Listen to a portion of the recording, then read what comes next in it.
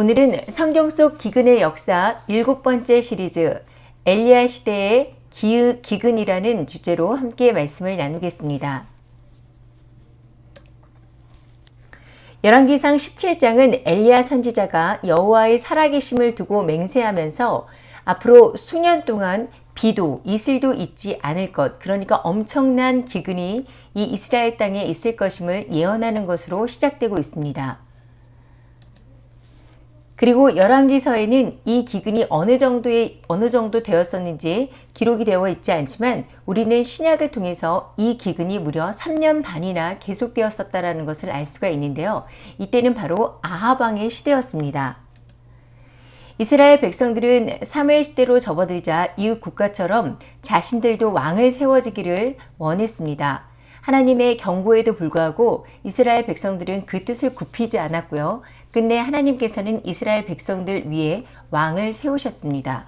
첫 번째 이스라엘의 왕은 사울이었고요. 머지않아 다윗이 사울 왕에 이어서 왕위에 올랐고 솔로몬 이후에 여러 왕들이 교체되는 열왕기 시대에 들어서게 되는데요. 이스라엘의 상황은 갈수록 나빠졌고 결국 나라가 남북으로 분열되어서 북이스라엘과 남유다로 나눠지게 됩니다. 아합 왕은 이 북이스라엘의 7번째 왕으로 오므리의 아들이었습니다. 이때 성경의 그 열왕기에서 출연하는 북이스라엘의 왕 아합은 마치 창세기에 등장한 니므롯 같은 역할을 하고 있다라고 이렇게 볼 수가 있는데요. 성경에서는 아합 왕에 대해서 이렇게 말씀하고 있습니다. 열왕기상 16장 30절을 함께 읽겠습니다. 시작. 아합이 그의 이전의 모든 사람보다 여호와 보시기에 악을 더욱 행하여. 이전에 여러 왕들의 악행을 다 합쳐도 아합 왕과는 비길 수가 없다라는 이 뜻인데요. 31절에서 34절 함께 읽겠습니다. 시작. 느밧의 아들 여로보암의 죄를 따라 행하는 것을 오히려 가볍게 여기며 시돈 사람의 왕 엣바알의 딸 이세벨을 아내로 삼고 가서 바알을 섬겨 예배하고 사마리아에 건축한 바알의 신전 안에 바알을 위하여 제단을 쌓으며 또 아세라상을 만들었으니 그는 그 이전에 이스라엘의 모든 왕보다 심히 이스라엘 하나님 여호와를 노하시게 하였더라. 보통 하나님께 불순종하고 악한 길로 행한 이스라엘의 왕에 대해서 표현할 때 성경에서는 여로보암의 길을 따랐다라고 말하고 있습니다. 그런데 북이스라엘을 22년 동안 통치했던 아합 왕은 이 여로보암의 길을 따라 행하는 것이 오히려 가볍게 여겨질 정도로 악행이 아주 심했다라는 평가를 받고 있는 것입니다. 아합 왕은 여기에 그치지 않았고 이세벨이라는 여자를 아내로 맞아들입니다. 여기에서 엣바알이라는 뜻은 히브리어로는 바알과 함께, 바알이 그와 함께 있다라는 뜻으로 이세벨의 아버지인 엣바알은 바알의 제사장이었다가 그가 섬기던 시돈왕을 죽이고 스스로 왕이 된 사람이었습니다. 이세벨의 벨도 바알을 의미하는 단어로 아마도 이세벨 역시 아버지인 엣바알과 마찬가지로 바알의 여사제가 아니었을까 이렇게 성경학자들은 추측을 하고 있는데요. 사실 성경에서 이 두 사람의 커플보다 더 최악의 커플을 찾을 수 있을까 싶은데요. 열왕기상 21장 25절에 성경은 아합 왕의 악행이 아내 이세벨로 인해서 우상 숭배와 충동 때문이었다라고 이렇게 말씀하십니다. 아합 왕과 바알신을 섬기는 여인들과의 그 정치적 혼인은 큰 재앙을 가져오는 아주 결정적인 원인이 됩니다. 아합은 마치 솔로몬처럼 국제 결혼을 하면서 이세벨의 그 종교를 그대로 받아들였고요. 바알 신전을 만들었고 바알을 위해 제단을 쌓았으며 아세라상을 만들었습니다. 이것은 이 시대에 북이스라엘 땅 전체를 바알과 아세라를 섬기는 땅으로 바꾸어 놓는 일이었기 때문에 우상 숭배라는 죄를 지었을 뿐만이 아니라 이것을 즐기고 전파하는 일에 아합이 앞장서는 일이었습니다. 또 34절에는 아합 왕에 대해서 이야기하다가 아합의 시대에 있었던 한 사건, 여리고성을 건축하는 이야기가 등장을 합니다. 베델 사람 히엘이라는 사람이 여리고성을 재건하지 말라는 여호수아의 명령을 어기고 여리고성을 건축하다가 아들들을 잃게 되었다라고 이렇게 기록되어 있는데요. 여호수아 6장 26절에 보면 여리고성을 무너뜨린 여호수아가 하나님이 무너뜨린 여리고성을 재건하지 말라는 명령을 내리면서 이 여리고성을 누구든지 일어나서 건축하는 자는 여호와 앞에서 저주를 받을 것이라. 그 기초를 쌓을 때 장자를 잃을 것이요 문에 세울 때 막내, 그러니까 계자를 잃을 것이다 라고 이렇게 경고를 하고 있습니다. 그런데 베렐 사람 히엘은 아마도 여리고성을 건축하는 총책임자였을 것으로 보이는데요. 이 히엘은 여리고성을 건축하다가 여호수아의 맹세대로 자신의 두 아들들, 첫째와 막내 아들을 잃게 됩니다. 여호수아로부터 아합 왕까지 약 500년 정도의 시간 차이가 나는데요. 여리고성은 요단 동편에서 가나안으로 들어오는 관문으로 이런 지리적 요충지의 관문을 폐허가 된 채로 이스라엘 백성들이 계속해서 이 500년 정도 두었다는 것은 여로보암 시대부터 아합의 아버지 오므리 왕까지 그래도 하나님의 말씀을 두려워하고 기억하고 있었다는 것을 보여주었다고 할 수 있습니다. 하지만 아합의 시대에 이 여리고성의 건축이 시작되었습니다. 이것은 아합 왕만 우상 숭배하면서 백성들을 하나님을 두려워하지 않았던 것이 아니라 당시 북이스라엘의 백성들도 여로보암 때부터 시작된 금송아지 혼합신앙으로 바알신과 여호와신앙을 혼합해서 섬기고 있었고 하나님의 말씀을 가볍게 여기면서 불순종의 길에 있었다라는 것을 말하고 있는 것이죠.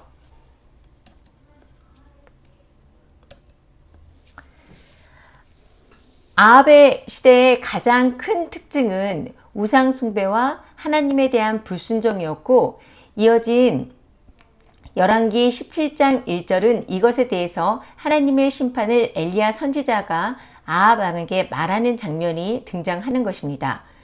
아합에게 경고한 것은 내 말이 없으면 수년 동안 비도 이슬도 있지 아니하리라. 이렇게 기근이었습니다. 수년 동안 비도 이슬도 있지 아니하라는 문장에서 이슬도 있지 아니하라는 구절을 통해서 앞으로 가뭄이 아주 극심할 것이라는 것을 더 강조해서 나타내고 있고요. 수년 동안이라고 했으니까 가뭄의 기간이 몇 년이 될지는 알 수 없다라는 의미입니다. 그런데 여러분, 내 말이 없으면 이라는 것은 무슨 뜻일까요? 저도 이 구절을 읽을 때 내 말이 없으면에서 내 말이 누구의 말을 뜻하는 것인지 잠깐 헷갈렸었는데요. 하나님의 말씀을 지칭하는 것인지 아니면 엘리야 자신의 말을 가리키는 것인지 이 문장 하나만 가지고는 이해하기 어렵습니다. 다른 번역본에서 이 문구를 대조해 봐도 정확한 의미를 파악하기 어려웠는데요. 내 말이 없으면이란 뒤집어 말하면 아합 왕이여 당신과 내가 다시 얼굴을 대면하고 만날 날이 오면 그때는 비가 올 것이다 라는 의미로 다시 말하면 엘리야 자신이 아합 왕에 다시 나타나지 않으면 비도 이슬도 내리지 않을 것이라는 그런 말과 같습니다. 하나님은 당신이 말씀하신 근거에 따라서 이스라엘의 기근을 허락하셨습니다. 이유에 대한 말씀의 증거가 신명기 11장 16절에서 17절에 나오는데요. 너희는 스스로 삼가하라. 두렵건대 마음이 미혹하여 돌이켜 다른 신들을 섬기며 그것에게 절함으로 여호와께서 너희에게 진노하사 하늘을 닫아 비를 내리지 아니하여 땅에 소산을 내지 않게 하심으로 너희가 여호와께 주신 아름다운 땅에서 속히 멸망할까 하노라. 하나님께서 심한 기근을 겪게 하는 것은 백성이 다른 신을 섬기면서 우상에게 절하는 우상 숭배가 있었기 때문입니다. 이것은 나 외에 다른 신을 두지 말라는 10계명의 1계명과 더불어 우상을 만들어 절하지도 말라는 계명을 어기는 죄를 짓게 되는 것이었죠. 여호와 보시기에 악을 행하는 아합 왕은 아내 이세벨로 인해서 바알신을 섬기면서 아세라상을 만들어 절하게 했습니다. 이것으로 말미암아 전국에 수년 동안 비도 이슬도 내리지 않는 심한 기근을 겪게 되었는데요. 아합 왕이 섬겼던 바알은 태양신이자 폭풍우를 주관하는 남신으로 농업을 관장하는 풍요의 신이었습니다. 그리고 이런 바알의 어머니 신이 바로 아세라인데요. 사실 엘리야가 선포한 말은 당시 아합 왕과 이세벨 그리고 이스라엘 백성들이 믿고 의지하던 바알을 정면으로 공격했던 것이었습니다. 농경사회에서는 하늘에서 내리는 비는 절대적인데요. 그들은 바알과 아세라가 성적 관계를 가질 때 비가 온다고 믿고 있었고, 비를 내리기 위해서 이 신들이 관계를 가지도록 흥분시키려면 신전에서 신전 창기들과 성관계를 해야 한다고 믿고 행했던 것이 이들의 제사 방식이었습니다. 엘리야가 하늘에서 비를 내리는 분은 바알이 아니라 하나님이라고 선포함으로써 바알 신앙을 공격했던 것이었고요. 바알 종교의 핵심을 공격했기 때문에 아합의 분노는 이만저만이 아니었을 것입니다. 엘리야의 말대로 기근이 계속된다면 비를 내리는 신이자 풍요의 신으로 불리는 바알과 아세라는 거짓이 되고요. 바알 종교를 통해서 자신의 통치권을 강화하고자 했던 아합의 통치력도 약화될 수밖에 없는 일이었습니다. 하지만 하나님은 엘리야를 보내 엘리야 선지자의 말이 없이는 앞으로 몇 해 동안 비는커녕 이슬 한 방울 내리지 않을 것으로 선포하게 함으로써 아합 왕과 백성들이 바알과 아세라가 비를 주는 신인지, 아니면 여호와 하나님이 비를 주시는 참된 신인지, 또 진정한 생명과 생육, 번영과 충만과 축복이 누구로부터 임하는지를 깨닫기를 원하셨던 것이죠. 그런데 이어지는 2절에서 이런 엄청난 선포를 아합 왕의 그 면전에서 한 엘리야에게 하나님은 정말 뜻밖의 명령을 하십니다. 너는 떠나 동쪽으로 가서 요단 앞 그리 시뎃가에 숨으라. 엘리야의 입장에서는 선뜻 이해가 안 되는 명령이었을 것입니다. 더 능력을 주시고 힘을 주셔서 이참에 아합을 박살내게 해 주셔야 될 텐데 오히려 숨으라니, 여기서 하나님은 왜 엘리야에게 숨으라고 하셨을까요? 첫 번째 드는 생각은 안 숨으면 아합 왕에게 잡혀서 죽을 테니까요. 네, 물론 틀린 답은 아니에요. 그런데 좀 더 깊게 생각해 보면 꼭 숨지 않으면 엘리야가 아합 왕에게 죽을 수밖에 없었을까요? 여러분, 모세를 한번 생각해 보세요. 모세 역시 하나님의 말씀대로 10가지 재앙을 절대 군주였던 애굽의 바로왕 앞에서 선포를 했는데 하나님이 모세를 숨기지 않으셨습니다. 그렇죠? 하나님은 엘리야를 분명히 아합 왕으로부터 보호할 수 있음이 분명한데 하나님은 엘리야에게 숨으라고 말씀하신다는 것입니다. 이것은 단순히 화가 머리끝까지 난 아합을 피하기 위함의 그 목적만 있는 것이 아니라는 것인데요. 이 기근을 통해서 하나님은 이스라엘 백성을 징계함으로써 돌이키기를 원하시고, 또 아합 왕과 백성들에게 진정한 신이 누구인지를 증거하기 원하시며 은혜로 부르신 하나님의 사람 엘리야를 훈련시키기를 원하고 계십니다. 하나님이 성도를 훈련시키는 방법 중에 하나가 바로 고립인데요.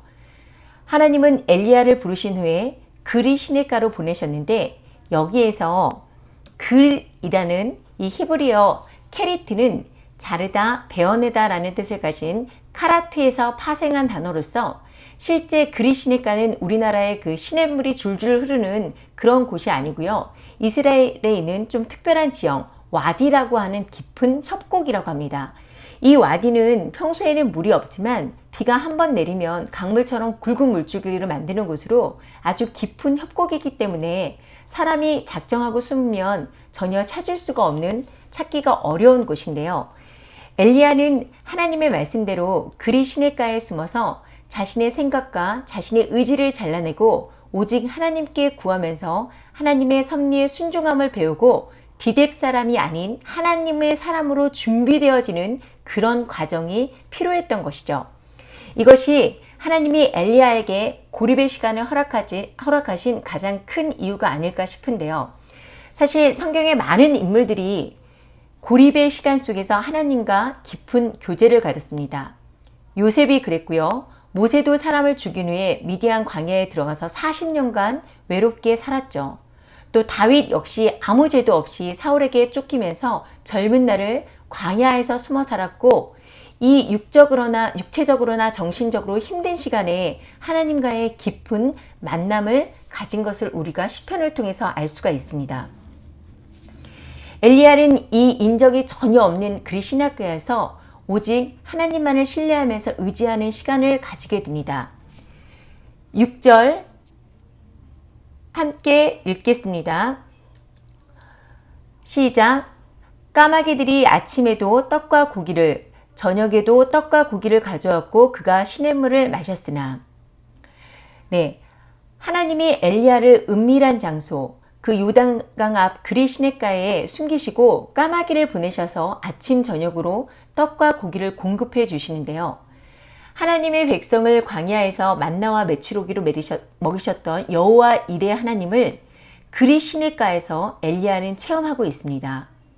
여러분, 마지막 때 어떠한 핍박과 환난 속에서도 우리를 위해 준비하시고 공급하시는 여호와 하나님을 저와 여러분이 체험하기를 축복합니다. 그리고 이 엘리야가 보냈던 이 그리 시냇가에서의 그 고립, 어쩌면 마지막 때를 준비하고 있는 우리에게는 너무나 중요한 시간이 이 고립의 시간입니다. 사람들과 어울려서 풍요를 만끽하며 살기를 원하는 자는 마지막 환난을 지나가기가 어려울 것입니다. 이 고립의 시간에 하나님을 좀 더 깊게 만나고 하나님이 직접 말씀하시는 그 은밀한 그 음성을 들을 수 있을 때 우리가 이 마지막 환난기를 통과할 수 있는 준비가 되어졌다라고 이렇게 볼 수가 있는 것이죠.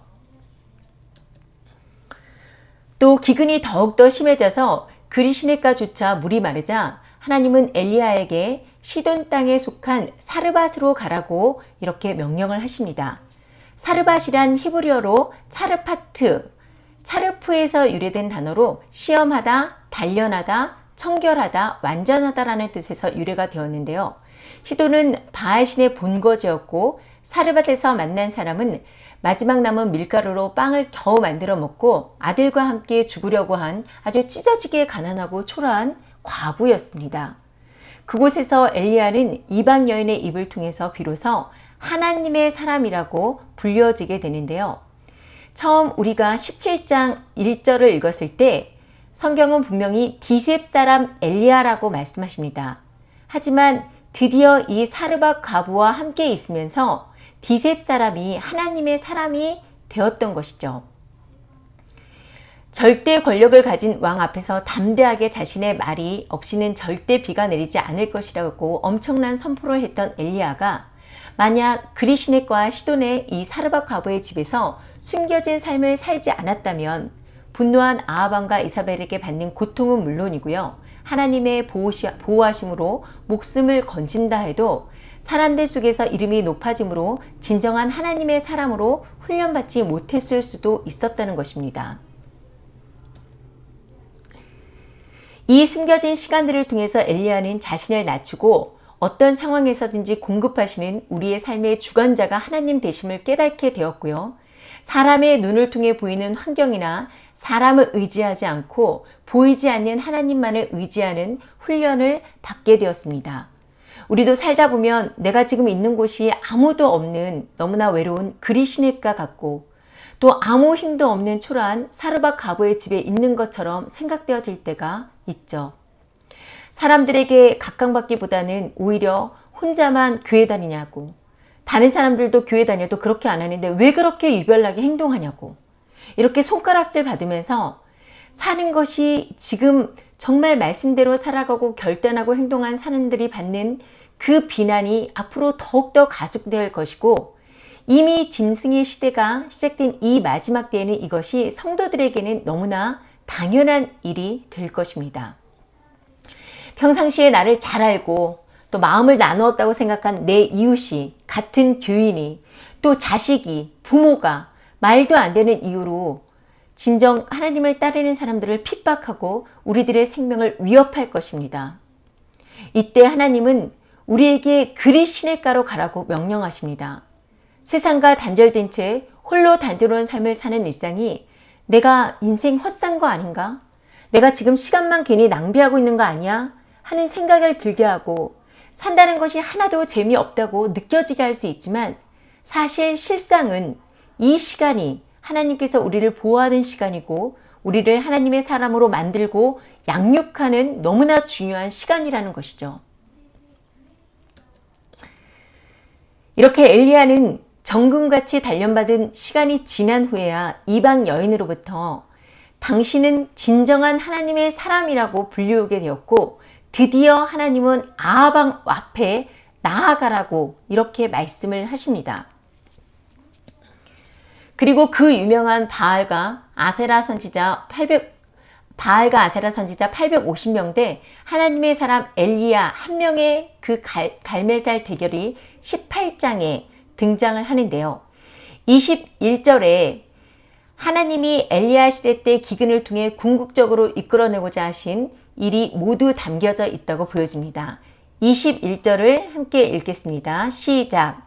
엘리야가 모든 백성에게 가까이 나아가 이르되 너희가 어느 때까지 둘 사이에서 머뭇머뭇하려냐. 여호와가 만일 하나님이면 그를 따르고 바알이 만일 하나님이면 그를 따를지라 하니 백성이 말 한마디도 대답하지 아니하는지라. 하나님은 바알과 여호와를 혼합하고 더 나아가 바알을 섬기는 이스라엘 백성들에게 진정한 신이 누구인지를 두 눈으로 똑똑히 목격하게 함으로써 그들의 마음을 돌이키고자 하셨습니다. 하지만 이 엘리야의 외침에 대답할 수 있는 백성은 한 명도 없었는데요. 물론 바알 신을 섬기는 아하방과 바알의 선지자 450명, 아세라 선지자들 400명이 운집해 있는 상황 속에서 엘리야가 이렇게 외친다고 해서 자유롭게 자신의 의사 표현을 할 수 있었던 사람이 없었을 수도 있죠. 이렇게 변명할 수 있을 수도 있습니다. 하지만 입을 열어 단호하게 우리를 애굽에서 건져내신 여호와 하나님, 오직 그분만이 우리의 하나님이시며 살아계신 참된 신이다라고 담대하게 말할 수 있는 사람이 단 한 사람도 없었던 것은 당시 이스라엘 백성들의 영적 상태를 아주 함축적으로 담고 있다라고 이렇게 볼 수가 있는데요. 이어진 엘리야와 바알 선지자들의 갈멜살 대결은 몇 번을 읽어도 사실 가슴이 뛰는 아주 통쾌함을 주는 성경의 한 장면인데요. 열왕기상 18장 16절에서 29절 그리고 36절에서 40절 사실 이 구절은 너무나 중요하기 때문에 함께 모두 읽도록 하겠습니다.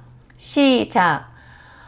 26절부터 먼저 29절까지입니다. 시작. 그들이 받은 송아지를 가져다가 잡고 아침부터 낮까지 바알의 이름을 불러 이르되 바알이여 우리에게 응답하소서 하나 아무 소리도 없고 아무 응답하는 자도 없으므로 이에 그들이 큰 소리로 부르고 그들의 규례에 따라 피가 흐르기까지 칼과 창으로 그들의 몸을 상하게 하더라.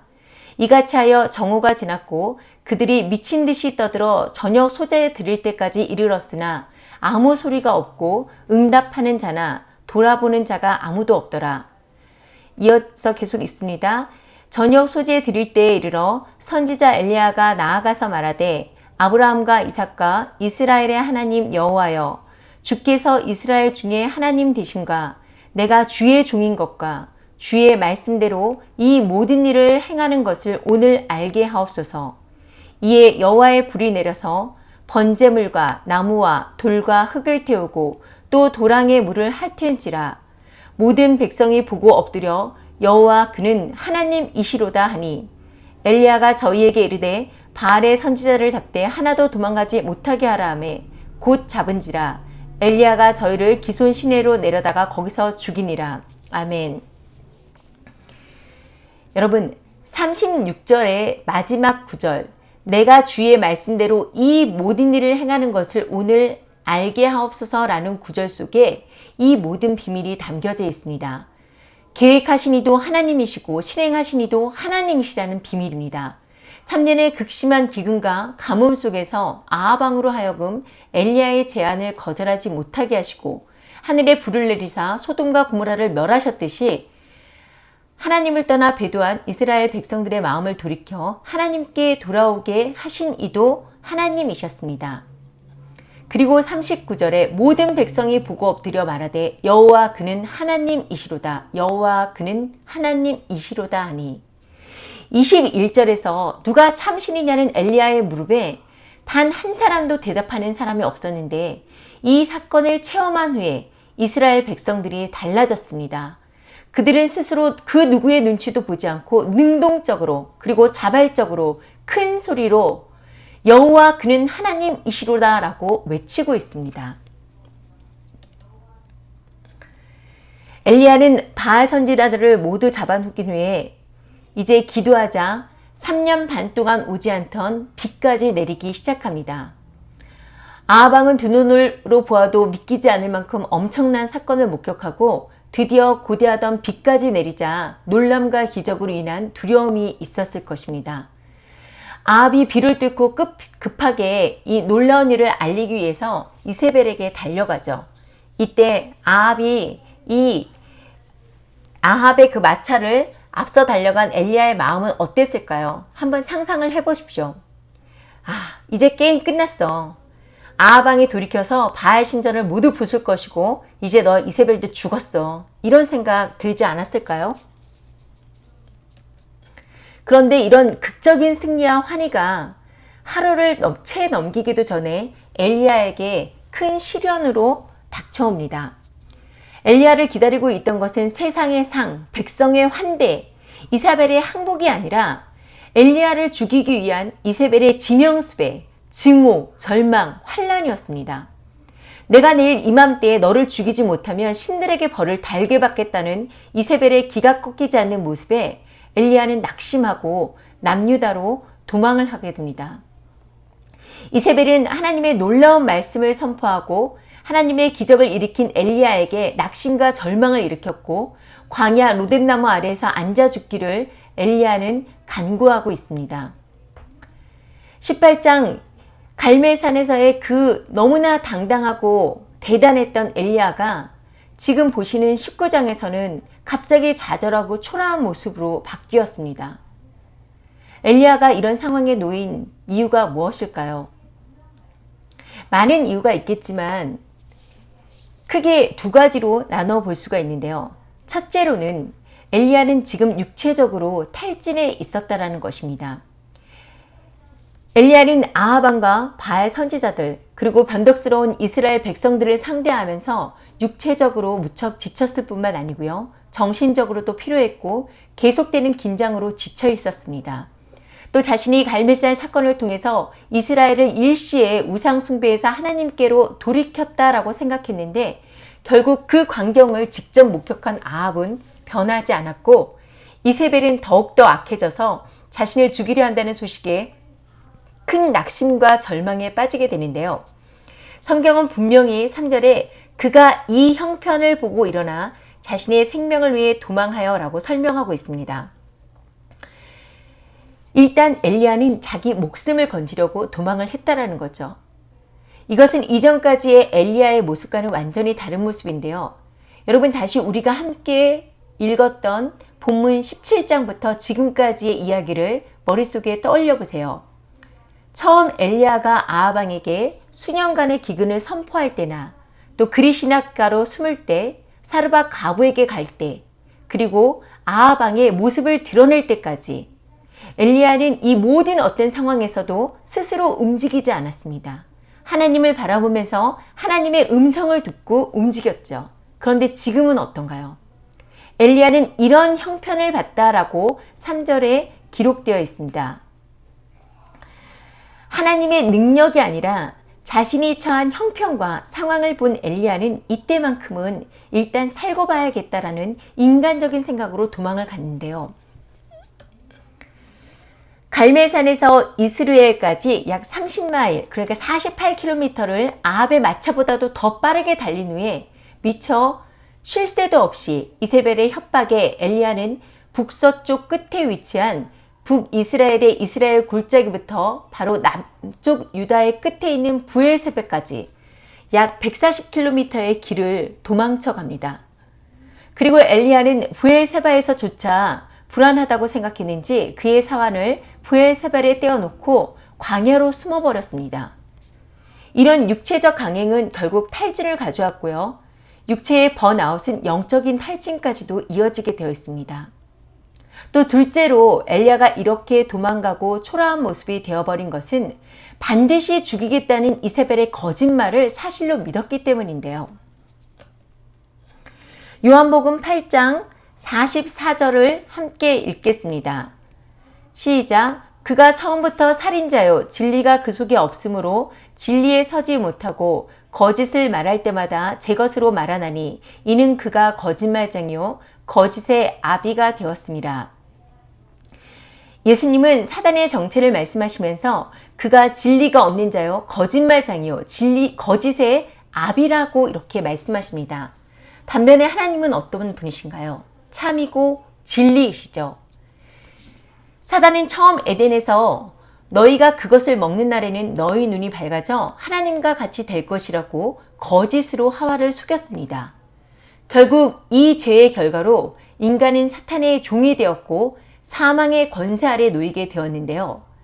아담과 하와의 타락 이후에 사탄의 인간 통제 수단은 사망으로, 그 죽음으로 항상 인간들을 위협하고 있고요. 영원히 망할 것이라는 거짓으로 사람들을 미혹해서 하나님이 사랑하시는 한 영혼까지 자신이 심판받게 될 그 영원한 불못 심판 아래 끌고 가려는 것이 바로 사단의 목표인 것입니다. 엘리야 역시 이사벨의 거짓에 미혹됨으로써 살기 위해 도망갔지만 광야에서의 하루 만에 자신의 목숨을 앗아가 달라고 하나님께 간구하게 됩니다.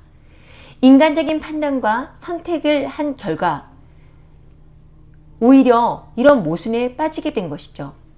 여기에 중요한 영적 원리가 있는데요. 우리가 거짓을 믿으면 절망에 빠지고 인간적인 눈과 생각으로 판단과 선택을 하게 된다는 것입니다. 거짓을 믿은 결과는 결국 온전한 삶이 아니라 사탄이 원하는 삶이 되는 거죠. 그러면 성도의 삶은 어떤 것일까요? 성도는 부활에 대한 믿음으로 사망과 거짓을 따르지 않습니다. 오직 하나님의 진리만을 따르는데요. 메시아의 나라가 오고 메시아가 통치하며 그곳에서 부활해서 함께 살아갈 것이라는 그리스도의 약속을 믿고 있는 것이지요. 계시록 13장, 환난의 때 성도들이 받는 환난이 무엇인지가 기록되어 있습니다. 마지막 때, 이 때는 두 짐승이 출현함으로써 땅에서 나온 짐승 거짓 선지자가 바다에서 나온 첫째 짐승 적그리스도의 우상을 만들고 그 짐승에게 경배하지 아니하는 자는 몇이든지 죽이게 하는 권세를 가진 때입니다. 이때 17절 짐승의 표를 가진 자 외에는 매매를 못하게 한다라고 되어 있는데요. 대부분의 사람들이 짐승의 표를 받고 짐승의 우상에게 경배하게 됩니다.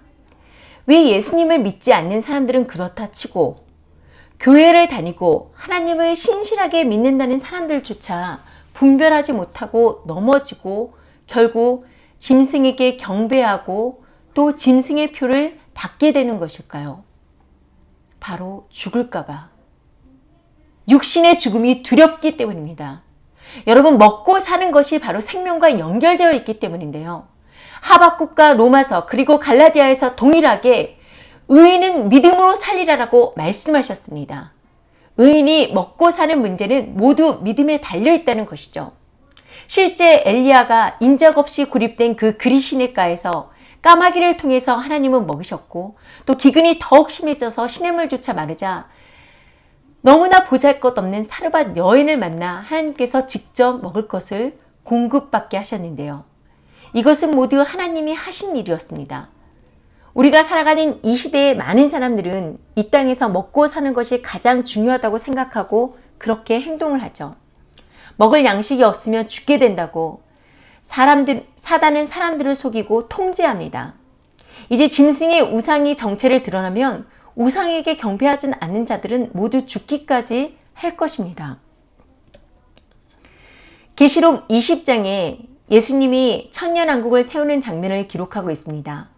먼저 1절에서 3절은 사탄이 천년간 결박을 당하는 것을, 그리고 4절부터는 천년왕국을 다스리게 될 사람들이 나옵니다. 여러분 4절을 함께 읽겠습니다.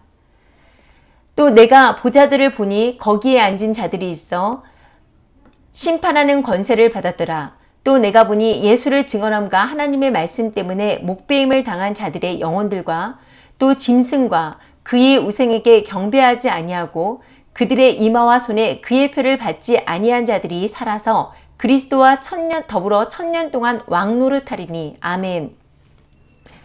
여기 보면 예수님이 이 땅에 세운 왕국에서 천년 동안 다스리는 예수님과 이 땅에서 천년 동안 왕노릇하며 다스릴 자 중에 짐승과 그의 우상에게 경배하지 아니하고 이마와 손에 짐승의 표를 받지 아니한 자들이라고 말씀하고 있습니다. 여러분, 이 짐승의 시대에 짐승의 표를 받지 않으면 결국 사고 팔 수 없어, 먹을 수 없어, 굶주려 죽게 될 것이고, 짐승에게 경배하지 않으면 끌려가 죽임을 당할 것이지만, 지금 계시록 20장의 말씀을 보면 그들은 살았습니다. 생명을 보존하고 그리스도와 더불어 1000년 동안 왕처럼 다스리며 살게 됩니다. 예수님은 무릇 자기 목숨을 보존하고자 하는 자는 잃을 것이요 잃는 자는 보존할 것이라고 분명하게 말씀하셨습니다. 이 땅에서 짐승이 일어나 자기를 추종하는 무리를 모을 때 자기에게 절하지 않고 따르지 않는 자들을 분명하게 핍박할 것입니다. 그때 자기 생명을 지키려고 짐승을 따른다면, 또 짐승이 우상에게 경배한다면, 또 표를 받아야지만 먹고 사는 문제가 해결되기 때문에 결국 표를 받는다면 이 세상에서의 목숨은 보존될 것입니다. 사단의 하수인들이 짐승의 군대를 회유하고 겁박하며 살려면 반드시 자신들의 시스템에 들어올 것을 회유하고 강요할 텐데, 어떤 사람들은 하나님을 거역하고 이 땅에서의 생명을 보존하는 반면에 소수의 사람들은 이 땅에서의 생명의 보존을 포기하고 생명을 잃을 각오로 혹독한 삶을 이 땅에서 살면서 어쩌면 죽임을 당할 수도 있습니다. 저와 여러분이 그런 순간을 맞이할 수 있습니다. 하지만 어떤 선택을 했는지에 따라서 두 사람의 입장은 메시아의 날이 되면 완전히 반전됩니다. 목숨을 버리고 하나님을 선택한 이들은 목숨을 버리고 하나님을 선택한 그들이 살아남은 자들이 될 것이고요. 그리스도와 더불어 1000년 동안 왕노릇하는 자가 될 것이고요. 짐승을 섬겨서 생명을 보존한 이들은 하나같이 불못에 던져져서 영원히 세세토록 고통받게 될 것입니다. 그래서 예수님은 자기의 목숨을 보존하려는 자는 목숨을 잃고 잃는 자는 얻을 것이라고 말씀하신 것입니다.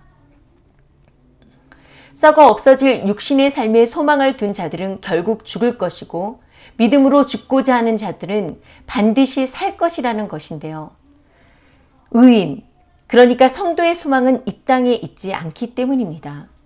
메시아의 왕국이 임해서 악인들이 심판을 받고 의인이 구원을 받으며 메시아가 통치함을 믿는 진정한 성도들은 그 소망을 새로운 부활체로 영원히 살아갈 하늘의 예루살렘 하늘 본향에 두고 있기 때문에 이 땅에서의 기근이나 이 땅에서의 핍박을 결코 두려워하지 않는 것입니다. 이미 세상은 빠르게 메시아의 날, 심판의 날을 향해 나아가고 있습니다. 전 세계가 이미 통제 시스템을 구축했고, 민족과 민족이 대적해서 일어나는 전쟁이 시작됐고, 조작된 기후와 재난, 전쟁으로 지금 인플레이션은 엄청 심각한 수준에 올라섰습니다. 기근의 시대에 들어섰습니다. 또 아모스 선지자의 선포대로 말씀의 기근도 이미 심각하지 않다 말할 수 없는 것이 현실입니다.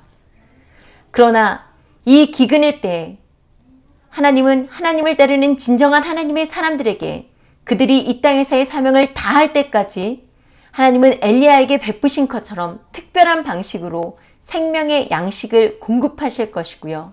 설사 그 공급함이 끊어져 우리가 이 땅에서의 생명을 잃는다고 해도 사단의 거짓말처럼 진정으로 죽는 것이 아니오 부활의 영광된 삶이 있음을 믿고 메시아의 통치를 소망하면서 끝까지 승리하는 저와 여러분이 될 수 있기를 예수님의 이름으로 축복합니다.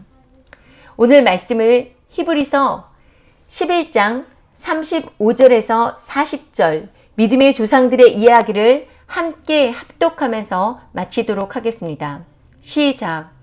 여자들은 자기의 죽은 자들을 부활로 받아들이기도 하며 또 어떤 이들은 더 좋은 부활을 얻고자 하여 심한 고문을 받되 구차히 풀려나기를 원하지 아니하였으며 또 어떤 이들은 조롱과 채찍질 뿐 아니라 결박과 옥에 갇히는 시련을 받았으며 돌로 치는 것과 톱으로 켜는 것과 시험과 칼로 죽임을 당하고 양과 염소의 가죽을 입고 유리하여 궁핍과 환난과 학대를 받았으니 이런 사람은 세상에 감당하지 못하느니라. 그들이 광야와 산과 동굴과 토굴에 유리하였느니라. 이 사람들은 다 믿음으로 말미암아 증거를 받았으나 약속된 것을 받지 못하였으니 이는 하나님이 우리를 위하여 더 좋은 것을 예비하였은즉 우리가 아니면 그들로 온전함을 이루지 못하게 하려 하심이라. 아멘.